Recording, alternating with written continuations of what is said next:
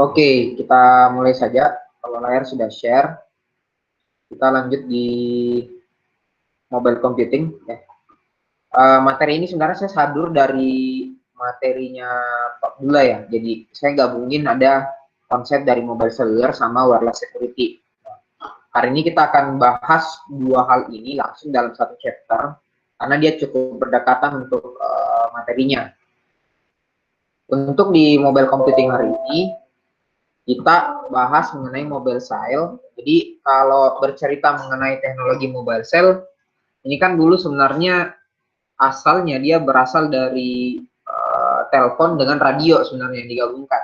Kalau kita bercerita telepon mulai dari ditemukan sama Alexander Graham Bell tahun 876 gitu ya.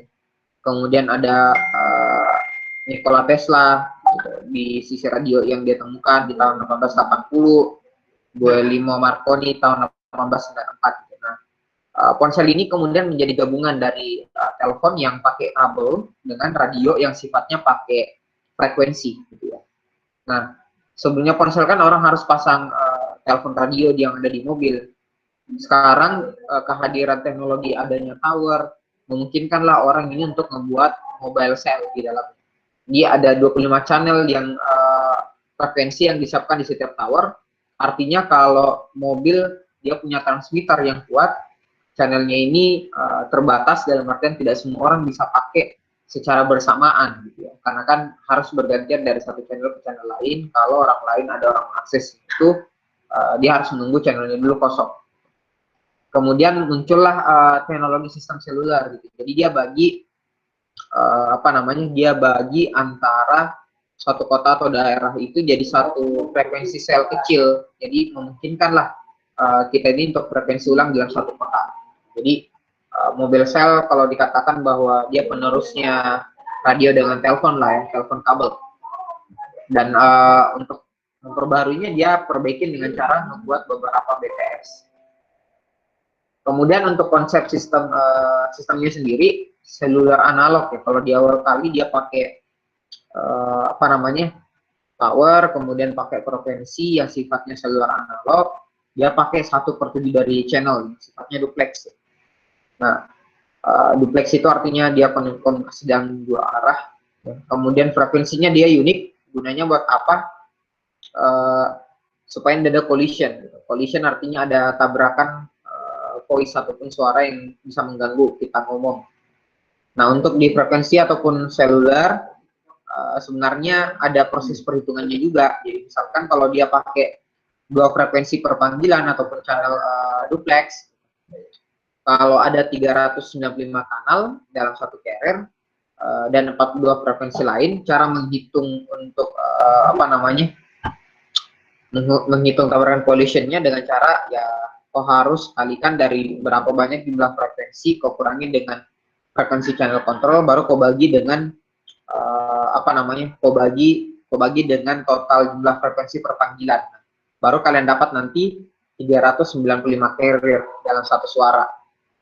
Nah, untuk di setiap masing-masing 56 orang ini kalau kita cerita 395 kita bagi 7 karena dia sepertujuh dari channel suara duplex, bisa kita katakan bahwa orang yang bisa berbicara dalam satu tower itu hanya boleh atau dibatasi 56 orang gitu, yang bisa saling berbicara pada saat yang bersamaan.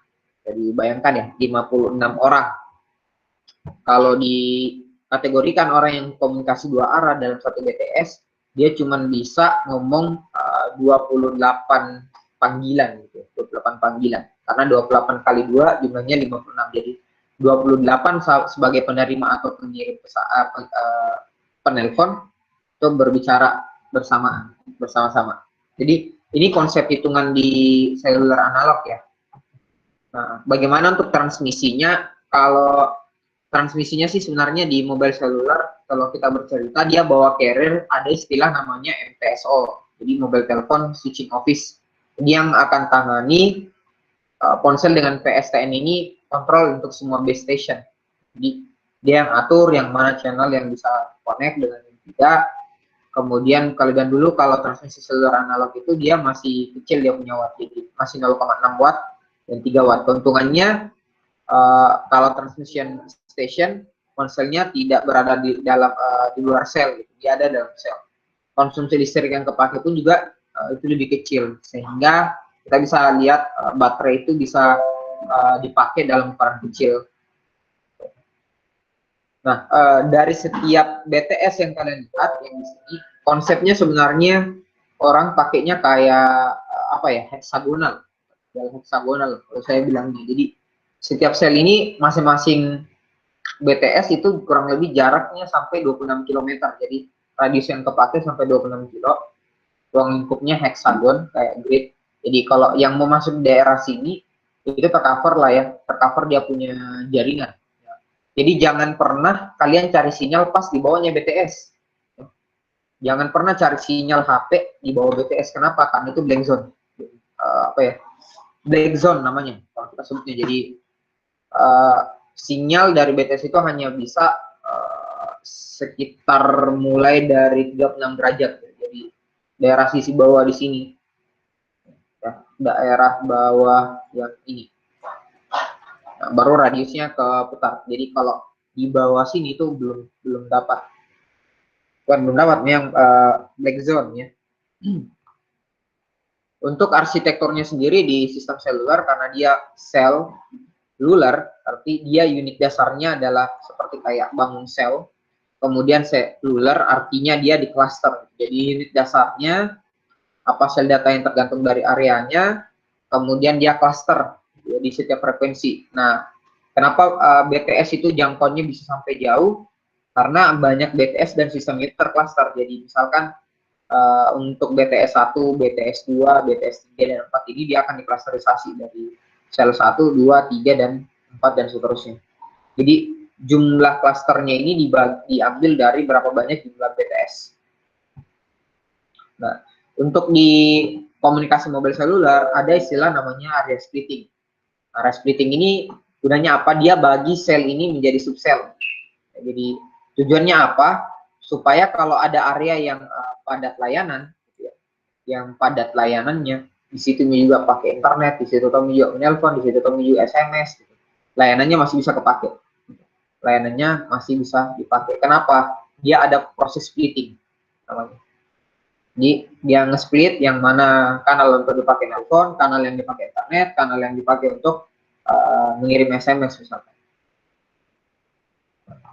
Prinsip kerjanya sih kalau di jaringan seluler ke BTS, setiap station ini dia akan ada ngirim satu signal namanya CCH ya, Command Control Channel. Kemudian kalau kita nelpon akan masuk di outgoing call. Di bagian ini akan menghandover ya MS moving station, dari ngirim apakah sinyalnya dia akan dibagi ke dalam apa namanya, ke dalam tadi splitting, entah dia call, nelpon, ataukah internet aksesnya. Kemudian kalau misalkan ada orang yang aksesnya di BTS yang berbeda, dia akan connect juga ke BTS yang terdekat. Nah, kemudian komunikasi dari antar BTS, ya, komunikasi antar BTS itu dikenal nanti dari HP yang berdasarkan mobile ID-nya. Nah, hari ini kalian akan dapat itu mobile ID, tahu bahwa smartphone ataupun yang kita gunakan itu masing-masing dia punya mobile ID yang mungkin sampai yang sekarang kita kenal dengan namanya email ya, email. Nanti di akhir sesi pun saya minta kalian untuk mendeteksi bagaimana caranya cari tahu email yang dilarang oleh Kementerian Perindustrian sampai dengan yang mana legal untuk digunakan sama perindustrian. Kemudian baca SIM card ya, nomor SIM card dari kode negara dan seterusnya itu juga apa namanya, menjadi suatu hal yang perlu kalian ketahui kalau belajar di sisi mobile computing. Nah, arsitekturnya sama ya. Jadi kalau di station tetap nanti sebenarnya di setiap station ini ada mobile control equipment-nya. Kayak ibaratnya ini BTS-nya Telkom. Ini BTS-nya Telkom, ini BTS-nya Telkom. Semua BTS itu bakalan connect kemana? MCI. Ya, dari sisi MCI. Ini yang kalau kalian lihat di Petarani ya. Di daerah Petarani ada kantornya Telkom yang gede, di sanalah MCI-nya, jadi mobile control equipment-nya. Di sana sudah ngatur sampai di Sulampua ya, Sulawesi, Manado, pokoknya ya Indonesia Timur kalau di daerahnya di sana. Nah, yang diatur sama MCI ya, jadi mobile control sama equipment. Nah, kemudian kalau dari sini mau connect ke Jakarta ya ada satu network lagi yang terpisah, namanya adalah PSTN namanya. Untuk PSTN sendiri itu kepanjangan dari ini ya, Public Switch Telephone Network. Jadi kalau udah berbeda dalam satu link network, dia akan connect ke PSTN. MTSO ini yang ngatur kantor pusatnya di mobile switching. Bagaimana kalau satu mobile melakukan komunikasi dengan mobile yang lainnya, ada MSC juga di dalamnya, Mobile Switching Center. Jadi ini dia monitoring ya, dia monitoring dari relay stationnya kita, atur dari pemindahan panggilan dari cell site ke PSTN misalkan kalau ada. Dia kontrol juga panggilan, billing kita, bayaran tak berapa yang kepake, sampai dengan ngatur di lokasi cell site-nya apa namanya provider. Nah, yang di dalam HP sebenarnya yang connect dengan MTSO itu adalah MSU, namanya dalam Mobile Subscriber Unit, tapi dikenal nanti dalam ID-nya kita kenal tadi yang namanya IMEI ya, yang namanya IMEI. Nah, untuk kode-kode ponsel, ya, untuk kode-kode ponsel ini secara garis besar biasanya sih kode khusus yang ditunjukkan sama identitasnya si ponsel, kayak bintang 0000 bintang berapa. Nah, itu kode-kode tertentu yang biasa dipasang untuk ke ponsel untuk ngecek IMEI-nya, kemudian ngecek strukturnya ponselnya dan seterusnya. Nah, biasanya setiap ponsel itu dia sudah punya kode ponsel tersendiri. Ada nama istilahnya adalah ISN, Electronic Serial Number. Dia itu ada 32 bit, susunannya dari apa? 8 digit untuk kode manufaktur, 18 digit untuk serial number, 6 digit ini yang di reserve. Jadi 6 digit ini yang ke belakang tidak mungkin ada yang sama ya. Yang ke belakang untuk nomor kode ponselnya. Tuh. Kemudian untuk identifikasi number dari 10 digit number di nomor SIM card, ada namanya MIN. Mobile Identification Number dengan nama MIN. Ini untuk yang kita punya kartu itu ditempel ke dalam mobile. Tapi untuk smartphone-nya dia punya kode sendiri lagi. Jadi berbeda itu antara yang di SIM card yang dipakai untuk komunikasi, berbeda itu antara IMEI yang nempelnya ke perangkatnya smartphone-nya. Jadi misalkan kalau Kominfo kemarin bilang mau blokir ya, mau blokir HP, mereka blokirnya itu bukan by SIM card, tapi blokirnya langsung ke IMEI. Akibatnya apa? Kalau IMEI yang diblokir, kalian mau ganti pakai SIM card apapun, nggak bakal bisa kepake lagi tuh HP. Kenapa? Karena IMEI yang diblokir itu tidak akan bisa connect ke MTSO. Ya. Kemudian sistem identification code ini kalau ada satu model BTS yang dipakai untuk connect dengan beberapa model seluler ya. Bisa juga kalau kalian sebut dengan modelan di sisi BTS. Nah, SIM card kalau kita bercerita masalah SIM card sampai hari ini banyak sekali perkembangannya di SIM card yang ukurannya makro, mikro, ya, sampai SIM card yang modelnya general. Dulu yang SIM card ukuran besar itu dipakai masih di layar di HP Nokia, turun ke HP Android itu udah makro, turun lagi dengan smartphone yang lebih kecil karena apa namanya lebih kecil lagi untuk ukuran penyimpanan SIM cardnya. Itu sudah masuk di mikro. Bedanya cuma di sisi ukuran, tapi untuk chipnya sama. Ya. Untuk chipnya itu sama. Asal muasal SIM card sebenarnya dari apa namanya Munich Card. Jadi Munich Card itu ada satu lembaga riset Munich Card dibuat sama si Giseke sama Devrian itu tahun 91 ya. Di SIM card kalau untuk pengkodeannya sendiri sebenarnya sangat simpel. Contohnya kayak gini yang bisa kalian lihat di layar. 3 digit awal itu adalah mobile country code. Tuh, jadi 2 digit itu adalah network code, 10 digit itu untuk identification number. Jadi SIM card gitu ya. Subscriber Identity Module, kalau kepanjangannya SIM ya, SIM SIM card, artinya Subscriber Identity Module, atau kita sering sebut smart card lah kalau orang di luar, kalau kita seringnya SIM card, kartu SIM-nya. Kemudian kalau istilahnya untuk CDMA kita sebutnya dengan RUIM, tapi masih sering orang samakan bilang sebut saja SIM card. Gitu. Nah, contohnya pengenalannya seperti ini, bisa dilihat plus 62 85656. Nah, plus 62 ini adalah kode negara. Plus 62 ini adalah kode negara. Jadi kalian bisa lihat plus 61, plus 60, plus 67 itu pasti beda-beda, bukan negara Indonesia. Silahkan dicari tahu sendiri ya. Jadi kalau ada masuk kode dari luar negeri, call dari luar negeri, atau WhatsApp dari luar negeri, dia plusnya itu akan berbeda.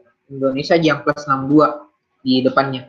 Kemudian 856, biasanya 3 digit ataupun 2 digit, atau 285 dan seterusnya. Ini kita sudah tahu bahwa ini adalah kodenya si Indosat.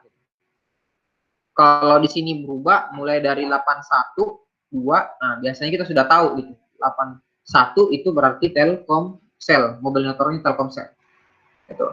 Sisanya 10 digit yang ke belakang itu biasanya kepakai untuk identifikasi numbernya. Nah, untuk di mekanisme pemanggilan, ketika datanya dia on, SID ini akan channel dicari ya di bagian channel control untuk ngecek gitu. Frekuensi mana itu SIM card lagi aktif, kemudian BTS akan komunikasi ke setup panggilannya. Nah, kalau SID yang ditemukan ada, dia akan cocokkan lagi dengan SID-nya ponsel.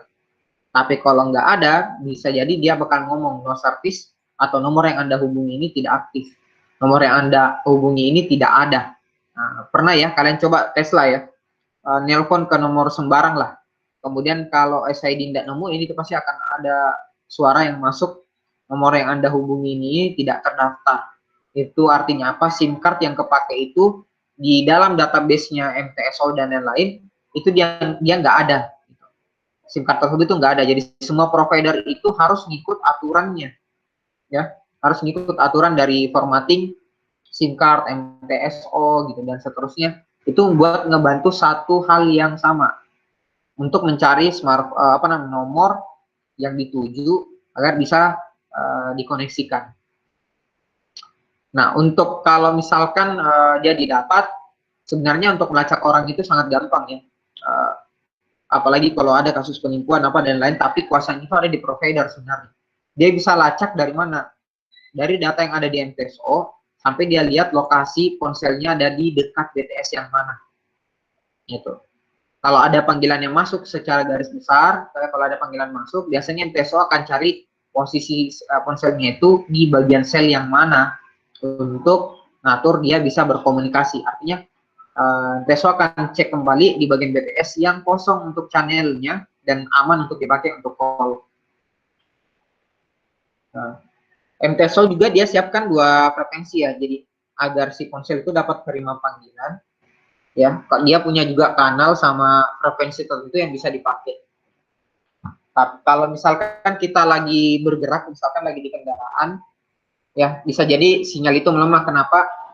Di setiap BTS itu ketika kita pindah, MTSO itu akan ngecek lagi, dan ngecek lagi.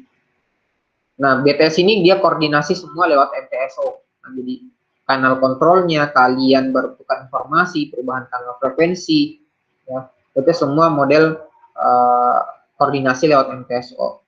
Kalau model koordinasi lewat MTSO melalui kanal kontrol, kita biasanya sebut dengan istilahnya handoff. Istilahnya handoff. Kalau yang tadi kalian lihat frekuensi mana yang mau kepake, ini biasanya digunakan si MTSO untuk nyari channel yang kosong supaya kita bisa berbicara 2 arah sama teman. Jadi kurang lebih beginilah ya model kinerjanya kinerjanya BTS gitu. Nah, sekarang pertanyaan besar seperti ini. Bagaimana kalau saya nelpon di luar negeri? Gitu ya. Saya menelpon di luar negeri, saya ada di Makassar, satunya ada di luar negeri. Nah, modelnya itu adalah sebutannya adalah roaming. Ya, roaming. Roaming ini kode SID dengan control channel itu tidak cocok. Jadi kenapa ada SID card yang kita punya dengan control channel di MTSO itu nggak cocok gitu. Sehingga perlu ada namanya perstandarisasi dengan nama roaming. Nah, kalau MTSO ini dia kerjanya di posisi roaming, dia akan cek gitu, menguji apakah SID kita itu valid dengan apa? Menghubungi MTSO jaringan home yang di awal. Jadi dia akan cek di vendor, misalkan saya punya kartu Indosat, gitu. MTSO itu akan cek di Indosat, ini nomor register nggak di Indosat. Oke, kalau sudah, dia akan dilanjutkan nanti ke PTSN. Jadi PTSN yang ada di luar negeri, BTS yang ada di luar negeri, itu akan ngecek gitu. Kemudian dihubungkan melalui PTSN ke MTSO yang ada di lokal, kemudian kalian bisa berkomunikasi. Nah, prosesnya ini sangat cepat ya, sangat cepat sekali. Dia punya proses pengecekan sinyal apa dan lain-lain. Nah, sehingga kita kadang nggak bisa dilihat, tapi kita lihat dari bar yang ada di smartphone, ya. Nah, makanya juga dia mahal karena lompatan hub dari PTSN ke MTSO itu cukup banyak. Makanya biaya antara nelpon di lokal dengan interlokal ataupun kalian roaming di luar negeri itu jauh lebih mahal dibandingkan kalian nelpon secara biasa, karena room ataupun yang dilewati itu cukup banyak. Nah, kemarin kita udah singgung-singgung mengenai GSM nih, atau Global System Communication. Jadi GSM ini distandarisasi sama Grup Spatial Mobile itu tahun apa namanya? Saya lupa tahun berapa, yang sebelumnya kita udah bahas di pertemuan ketiga ya, 3 apa nggak salah. Jadi Asia sama Eropa itu dia punya standar GSM yang dipakai itu adalah GSM 900, 1800. Kalau di US mereka pakainya GSM 1900. Bedanya di mana itu 900 dan 1800? Bedanya di sisi kanal duplex. Jadi kalau 900 dia punya 124 kanal. Kalau 1800 dia punya 374 kanal. Full duplex ya. Jadi dua arah. Frekuensi yang dipakai itu 25 MHz ya. Dan saling terhubung dengan, intinya mereka punya subscriber dan negotiation modul juga. Artinya sama-sama punya SIM. Bedanya di sisi kanalnya saja. Frekuensi yang dipakai sama. Nah, teknologi roaming ini membantu di sisi GSM itu bisa berkomunikasi di mana saja di seluruh dunia, namun pasti keluar higher cost ya, atau biaya yang cukup besar ketika mereka keluar dari home areanya. GSM juga menawarkan SMS service yang sifatnya membantu juga di sisi roaming areas. Nah, untuk arsitektur GSM itu dia ada HLR, ada MSC, TLR, AUC, AIR. Nah, AIR. HLR ini Home Location Register. Jadi HLR ini tempatnya kita ditaruh database gitu, database nomor HP dan lain-lain. Kita sebutnya dengan Home Location Register. Jadi subscription-nya semua SIM card apa ditaruhnya di HLR. Kemudian MSC, ya, ini yang atur fungsi telepon switching. Jadi berpindah dari satu tempat lain, atau misalkan satu provinsi yang lain itu diatur sama si MSC. Kemudian untuk connect dari satu HP ke HP yang lain juga, misalkan kalian dalam satu model layanan untuk tahu lokasi itu diaturnya sama si VLR atau Visitor Location Register. Ini gunanya apa? Misalkan kalau subscriber dari MSC ini datang atau berpindah tempat dari satu lokasi, VLR ini yang akan menginfokan ke HLR. Kemudian ada AUC, itu gunanya buat apa? Untuk autentikasi dan enkripsi ya, supaya suara itu nggak dibajak. Kemudian autentikasi juga bahwa nomor yang ini udah benar. Jadi yang handling itu sebenarnya kalau di GSM adalah AUC. EIR, Identity Register, ini database yang menyimpan emailnya semua mobile. Jadi diingat lagi, emailnya semua mobile. Jadi kalian bisa lihat masing-masing HP itu dia punya email, dan emailnya ini yang di register kemana, ke dalam EIR. Gitu. Jadi beda itu HLR, teman-teman. Beda itu EIR. HLR dia menyimpan data SIM card, EIR dia menyimpan emailnya HP-mu. Gitu ya. Jadi kalau mau diblokir, enaknya jangan blokir dari HLR, tapi diblokirnya dari EIR, gitu ya, dari EIR. Untuk GSM arsitektur, dia langsung dari BSC, Base Station Control. Kalau kita cerita Base Station Subsystemnya, BSC, dia yang atur fungsi kontrol dengan link, ya, dari MSC dengan BTS. Kemudian kalau ada istilah BST, nah BTS bukan band Korea ya, ini bukan, ini Base Transceiver Station. Ini artinya dia kelompokkan dari satu BTS ini dalam satu BSC. Mobile station dia punya equipment, itu kalau dari sisi equipment kita sebutnya handset. Kemudian SIM card di MS ataupun mobile station dia punya data untuk data subscription-nya di sisi areanya. Nah, 3G dulu kita bisa tahu sebelum dia rilis, kelebihan 3G itu ada banyak, mulai dari kualitas suara yang lebih bagus, kemudian kita bisa remote LAN dan internet juga, bisa diaplikasikan teknologinya internet. Jadi dulu kita kenal email, video call, browsing, itu semenjak adanya 3G. Jadi 3G ini yang betul-betul terobosan di awal sekali untuk perkembangan. Kita bisa juga video conference dengan orang, kita bisa wireless postcard, ataukah kita mau pakai aplikasi di internet yang kita tethering dan lain-lain, itu sebenarnya berasal dari awal sekali sama si 3G. Untuk 4G ya kita sudah bahas juga ya sebelumnya. Bedanya di sini saya akan lebih tekankan karena dia mendukung HDTV, LIP 100 Mbps in moving sampai dengan 1000 Mbps gitu, in fixed position.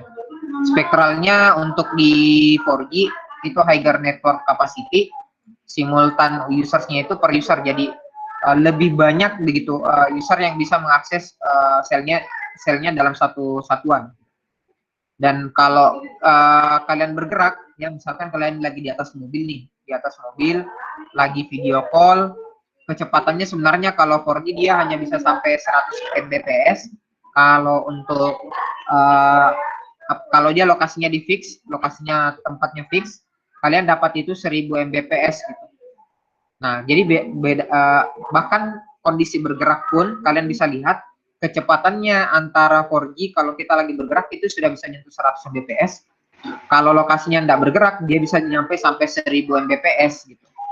Yes, jadi sangat-sangat berbeda sekali. Nah, untuk perkembangan GSM juga sampai dengan 3G dan lain-lain, kalian bisa lihat bahwa evolusi dari aplikasi mobile itu sangat-sangat berkembang sekali. Jadi dulu akses internet itu rendah banget dari tahun 96 sampai 2000. Ini ada kurang lebih 4 tahun ya. Perkembangan kita ambil dari 4 tahun, masing-masing 4 tahun di sini.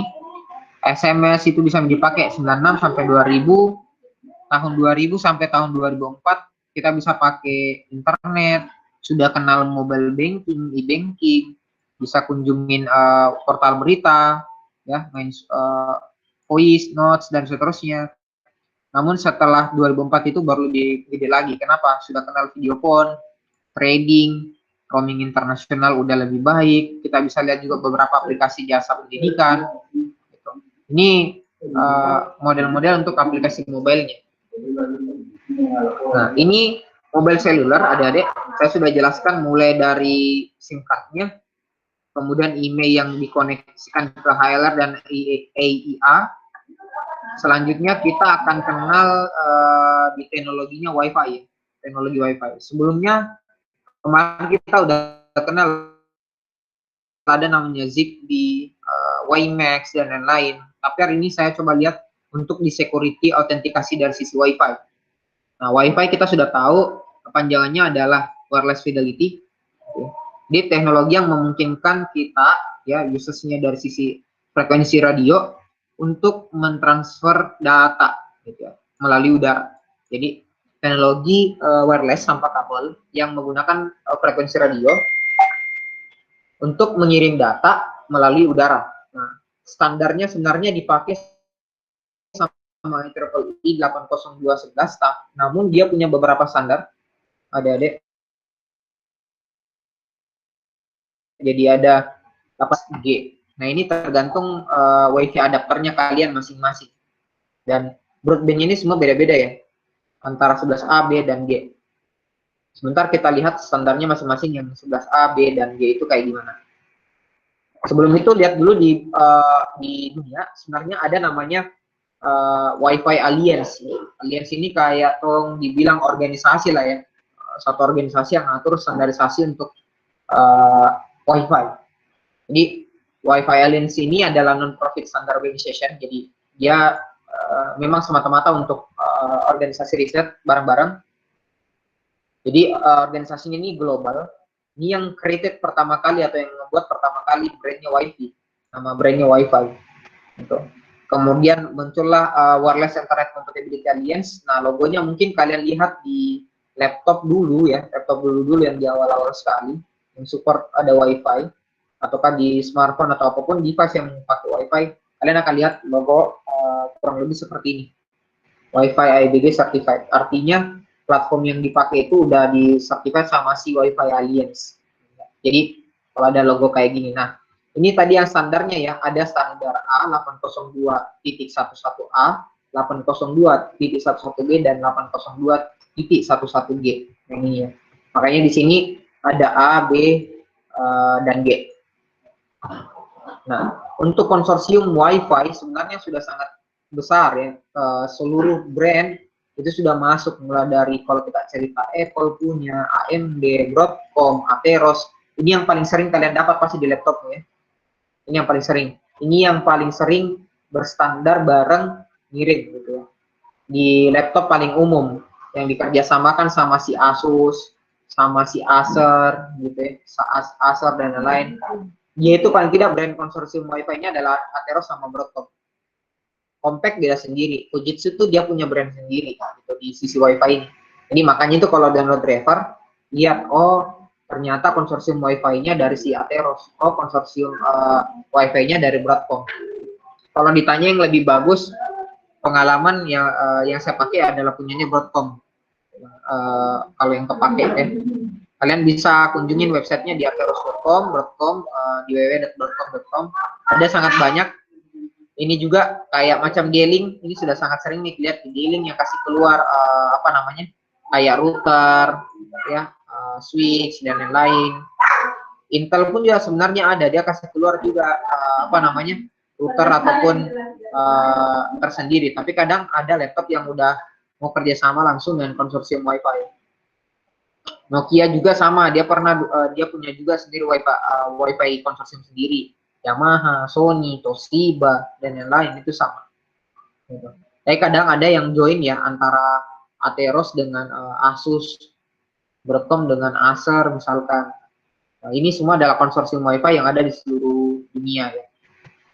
Nah, kita lihat dulu historinya di standarisasi dari Wi-Fi, dia dari IEEE ya. Kalau kita cerita IEEE ini yang kasih keluar standar untuk beberapa peralatan electrical dan electronic engineer. Ya.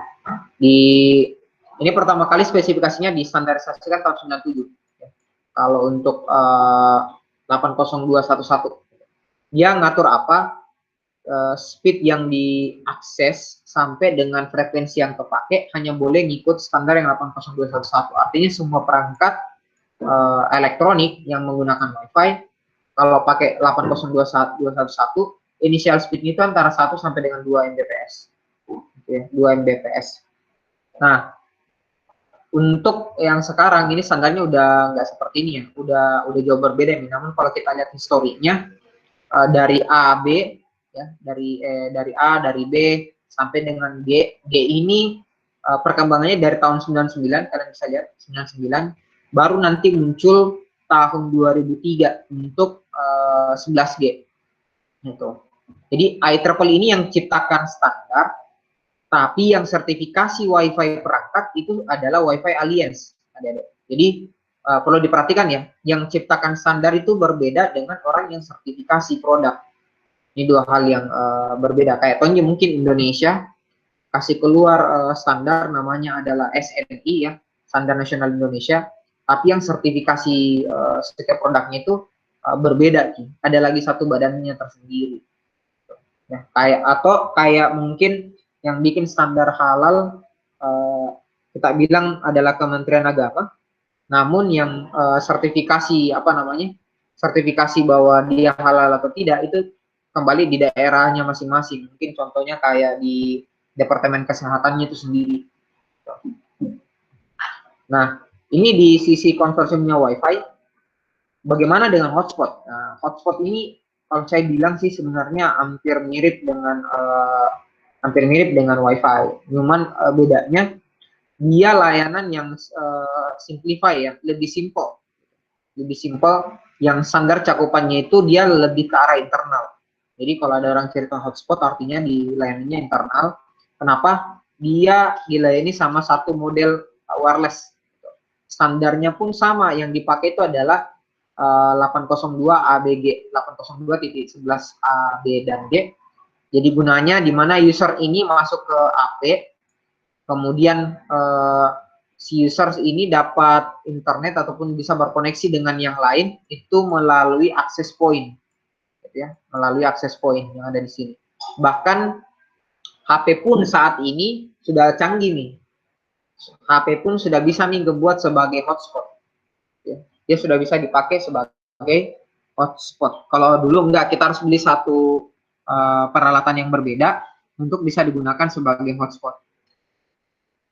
Hotspot sekarang sudah sangat membantu. Jadi ketika HP yang connect ke internet melalui tadi jaringan ya MPSO dan lain-lain, sisanya kita create hotspot agar bisa dipakai secara lokal. Jadi yang ke-share itu melalui jaringan yang ada di internet dikirim masuk ke frekuensi yang ada di lokal. Nah, untuk perihal yang mesti kalian tahu gini, semakin tinggi gelombang radionya pada wireless, jadi semakin tinggi gelombang radionya wireless, itu semakin tinggi bandwidth-nya. Ingat ya, semakin tinggi bandwidth. Tapi ada tapinya, jarak jangkauannya itu semakin pendek. Jadi, wireless semakin tinggi gelombang radionya, pasti tinggi bandwidth-nya, tapi jarak ataupun jarak untuk bisa connected-nya itu lebih pendek. 80211 misalkan frekuensi standarnya X, kita pakai frekuensi yang 900. Nah, ini masih atau 2.4 ya, 2,4 dan 5 GHz ini masih free, dikasih akses ke orang untuk bisa bikin kayak macam hotspot. Tapi kalau lewat dari ini, kalian sudah harus melapor di penggunaan frekuensi.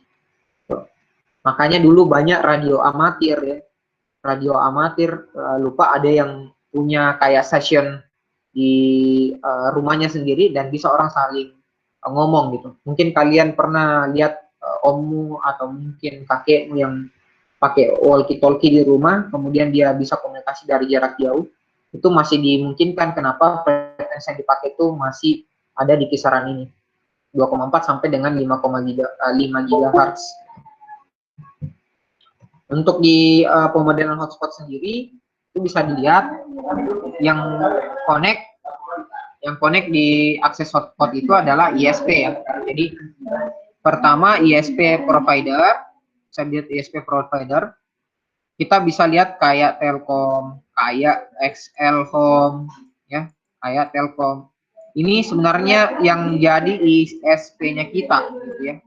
Dia yang connect ke internet gitu. Dan dari Telkom ataupun XL Home ini yang akan konekkan internet itu ke peralatan yang dikasih ke kita gitu.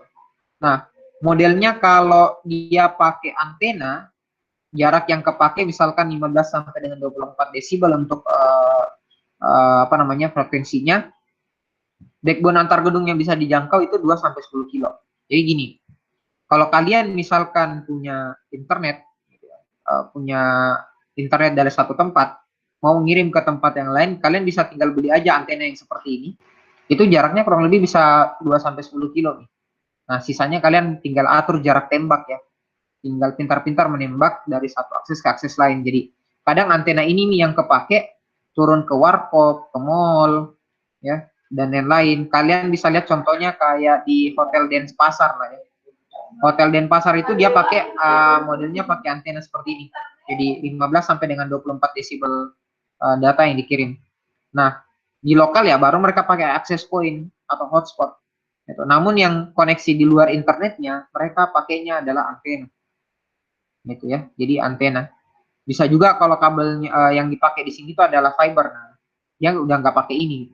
Mereka udah pakai satu kabel fiber yang dipasang di dalam tanah. Namun kalau daerahnya daerahnya yang sulit terjangkau dan lain-lain, biasanya orang masih pakai antena untuk bisa berkomunikasi. Nah, untuk di standarnya 80211 kurang lebih di OSI level layarnya itu kayak gini nih.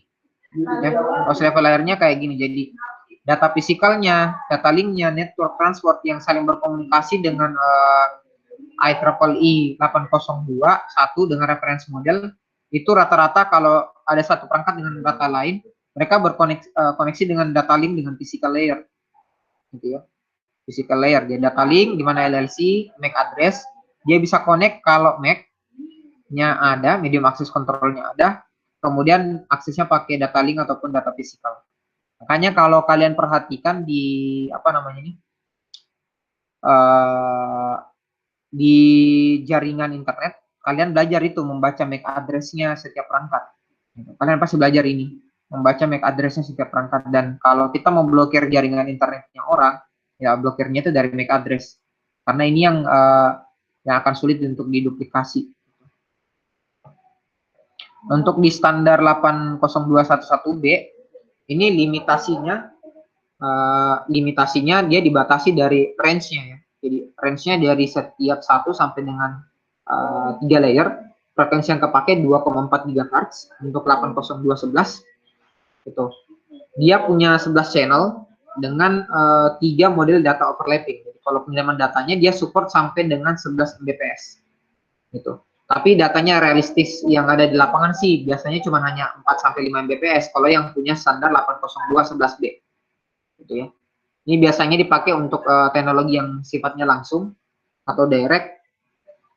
Sequence spread artinya dia menyebarnya cukup simple. Beda halnya kalau kita pakai yang 80211G. Nah, ini yang lebih maju ya. 80211G. Jadi kalian bisa lihat standarnya itu Wi-Fi antara kode B dengan kode G. Kode B, A, B, dan G itu beda-beda semua speednya. Kalian bisa lihat model speednya saya berbeda. Di sini dia bisa sampai dengan 54 Mbps. Tapi realistiknya bisa kepake 20 sampai dengan 25 Mbps. Nah, bisa dilihat ya, standar yang 11B 4 sampai 5 Mbps. Kemudian 80211G itu 20 sampai dengan 25 Mbps. Jadi gini, kenapa perlu tahu standar WiFi yang 80211A, B, dan G?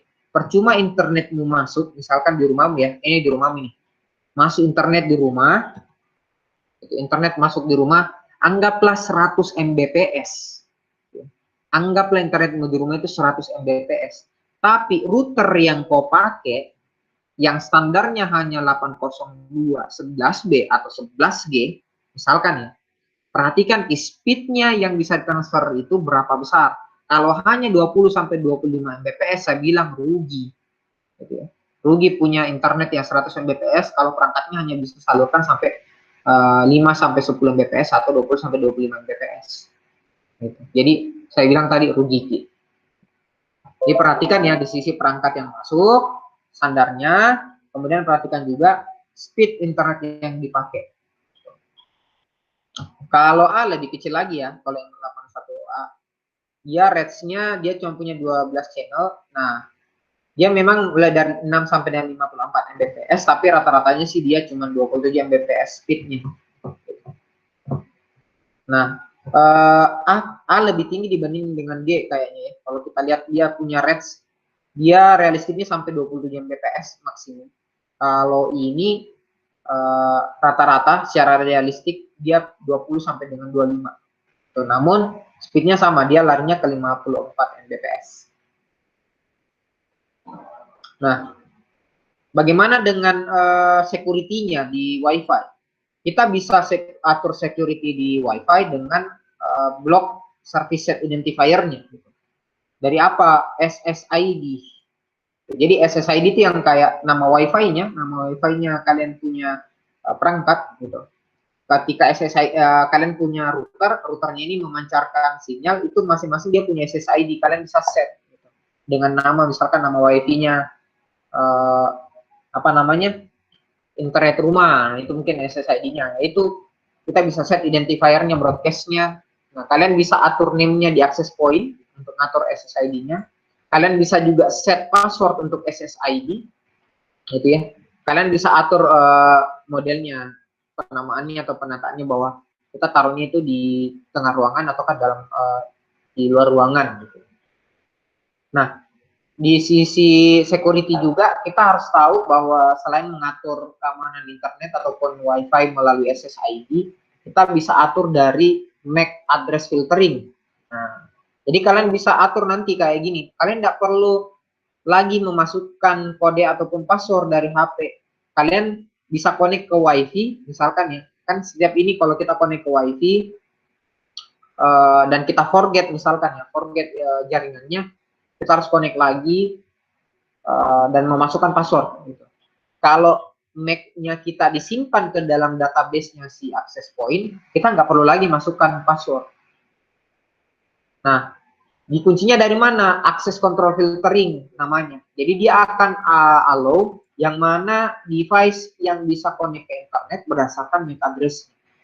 Nah, biasanya mostly ini dipakai sama orang-orang yang ada di rumah sampai dengan hotel. Kalau kalian pernah datang ke hotel dan wifi-nya sama, jadi mungkin kayak gini. Kalian pernah lihat wifi yang di jaring di lantai 1 itu namanya hotel A gitu. Di lantai 2 sama juga wifi-nya namanya hotel 2 sampai di lantai 17 nama SSID-nya itu hotel A. Gitu. Kalian berpindah dari satu lantai ke lantai yang lain, kalian tidak perlu lagi memilih lagi wifi, tapi device-mu itu langsung otomatis connect gitu ke wifi-nya. Nah, yang dipakai itu adalah teknologinya MAC address di sana, MAC address filtering. Ini banyak saya dapat kalau kalian pernah nginap di beberapa hotel yang ada di Jakarta gitu ya. Jadi mereka memanjakan ke usernya, nggak perlu lagi memilih jaringan kalau mereka berpindah dari satu lantai ke lantai yang lain. Dia otomatis connect. Kuncinya dari mana? Dapatnya dari mana? Dari MAC address. Nah, sekarang untuk security ya, di sisi sekuritas, kalian mungkin kenal ada namanya teknologi di wireless WEP, Wired Equivalency Protocol. Jadi Wired Equivalency Protocol atau WEP. Jadi encryption teknologinya dia pakai RC4 ya. Kalau kalian belajar mata kuliah keamanan komputer, seharusnya di situ sudah belajar enkripsi data. Kalian pasti sudah kenal itu, dibilang teknologinya decrypt, encrypt ya. Di sini dia pakai metode namanya RC4. Jadi versinya ada yang 64 bit sampai dengan 128 bit. Nah, dan WEP ini dikuncinya di mana? Dikuncinya sampai di MAC level. Jadi dia lindungi juga mulai dari sinyal yang ada di dalam wireless fidelity, kemudian dalam satu access point. Dan untuk membukanya dia harus punya encryption key, gitu ya. Ini masih lebih baik kita pakai WEP dibandingkan tidak sama sekali menggunakan keamanan di jaringan. Ada juga yang sifatnya main di Wi-Fi protected access atau mungkin kalian kenal dengan WPA. Nah, ada istilah WPA itu di dalam router. Kalian bisa set itu jaringan WiFi-mu kamu kunci dengan apa? Modelnya WEP kah? Kamu kunci dengan WPA kah? Ada juga itu WPA 2 dan seterusnya. Nah, kalau ini dia pakainya temporal key integrity atau istilahnya TKIP encryption namanya. Jadi yang dienkripsi itu di sisi data usernya sampai dengan data yang diakses. Gitu. Dan kalau WPA dia firmware ini udah update. Sama ya, hampir sama dengan yang lain. Dia lindungin device dengan access point. Namun yang dipasang juga adalah ke certified Wi-Fi-nya. Nah, ini ada dua versi ya untuk WPA. Sudah ada yang modelnya ke personal, ada juga yang modelnya enterprise. Personal untuk dipakai kalau kita sehari-hari di rumah, enterprise yang dipakai sama perusahaan. Untuk WPA 2, Wi-Fi Protected Access 2, ini sebenarnya dibuat untuk gantikan WEP ya. Nah, kalau WEP pakai RC4, kalau WPA 2, enkripsinya dia pakai AES, Advanced Encryption Standard. Jadi, kalian pasti kenal di keamanan komputer itu ada namanya enkripsi simetris, enkripsi asimetris. Nah, itu berbeda ya. Kalau nggak dipahami silahkan di googling. Nah, IEEE 80211 yang dipakai itu adalah 80211i standarnya. Sama WPA 2 ini ada yang tersedia juga untuk personal sama enterprise. Nah, bagaimana keamanan di internet juga yang namanya VPN. Nah, ini yang sering mungkin pakai yang mau mengakses data yang iya-iya ya. Threat seeker-nya itu virtualnya ke tunnel. Jadi kalau VPN dia create kan satu network yang sifatnya virtual. Connect-nya kemana? Ke penyedia server VPN. Tuh. Setiap kali ketika kita mengakses suatu data yang ada di internet, Untuk model yang anonimus, dia tidak langsung terkirim direct dalam jaringan kita, tapi dikelola ke VPN server. Makanya dia butuh autentikasi. Kerjanya VPN itu dia nggak secara lokal ya, dia prosesnya ada di melalui internet. Dan teknologi di VPN itu sudah cukup banyak. Ada yang dikasih gratis, gitu, namun speednya dikasih rendah. Ada yang kalian dikasih speed yang tinggi, namun ya harganya juga lumayan tinggi. Implementasinya intinya adalah dia ada di sisi server software. Ini untuk VPN. Bagaimana dengan firewall? Nah, saya rasa firewall juga kalian sudah tidak asing lagi. Ini gunanya buat apa? Kita bisa atur taktisi network yang mana atau komputer mana yang bisa, gitu ya, yang bisa terlihat di internet. Jadi tahu atur network atau komputer mana, ya, yang bisa terlihat ke internet ataupun tidak terlihat ke internet, supaya kalau ada orang yang macam-macam dengan komputer kita itu, laptop kita itu diambil datanya atau mau disusupi datanya, setidaknya sudah difilter sama firewall. Firewall berfungsi juga bantuin kita di blok user yang tidak punya apa namanya, tidak punya hak, gitu ya, unauthorized users. Dia firewall juga bantu kita untuk atur flow datanya. Banyak tipe ya untuk teknologi di firewall. Kadang firewall itu udah ada juga di perangkatnya si access point, itu udah ada. Tapi harganya juga lumayan mahal. Firewall pun juga udah langsung ada di laptop kita ya, perangkatnya kita. Jadi kalau diceritakan firewallnya itu ada ini 2 kali malah. Untuk antena sangat karena kita bercerita tentang WiFi, security-nya, mungkin kita coba review-review model-model antena ya. Ini model antena WiFi, kalau dia modelnya grid, adik-adik. Jadi grid yang modelnya bisa kalian lihat di atas rumah, biasanya orang pakai untuk nembak dari satu tempat ke tempat lain untuk dapat akses internet. Biasanya modelnya kebanyakan yang seperti ini. Jadi dia kayak ada lubang-lubangnya di tengah, kayak antena televisi. Ada yang modelnya panel. Kalau kalian lihat kotak begini di atas gedung, ini artinya WiFi juga, tapi modelnya adalah bentukan panel. Biasanya dikeluarkan sama TP-Link atau D-Link. Ada yang modelnya parabolik dengan Yagi, ya, Yagi yang kayak gini, yang full, dia tidak ada jaring-jaring. Ini disebut dengan Yagi, ya, dan jaraknya pun juga lebih jauh. Kemudian mungkin perangkat yang sering kalian jual untuk di sisi WiFi, ada access point yang seperti ini, ya. Nah, kuncinya sebenarnya adalah di SIM card yang ada yang kayak gini, gitu. Nah, access point enaknya kalau kalian perhatikan di belakang, kalau dia support untuk kabel ya cek apakah dia punya colokan Ethernet RJ45. Kemudian biasa rata-ratanya itu yang kepake energinya adalah 5 volt ya, power DC. Sedangkan untuk apa namanya, di sisi klien ya, untuk di sisi klien kita bisa lihat sorry, saya share lagi.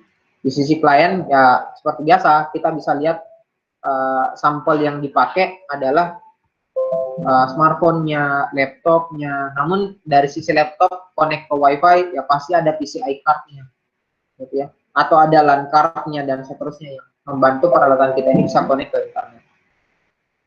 Sampai di sini ada pertanyaan ada sekalian sebelum saya sampaikan kisah nyata yang mau dikerjakan semuanya. Ada pertanyaan di sini?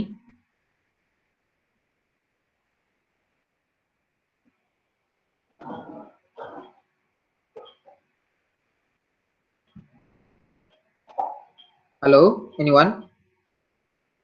Halo, halo, halo. Halo, ada pertanyaan sampai di sini?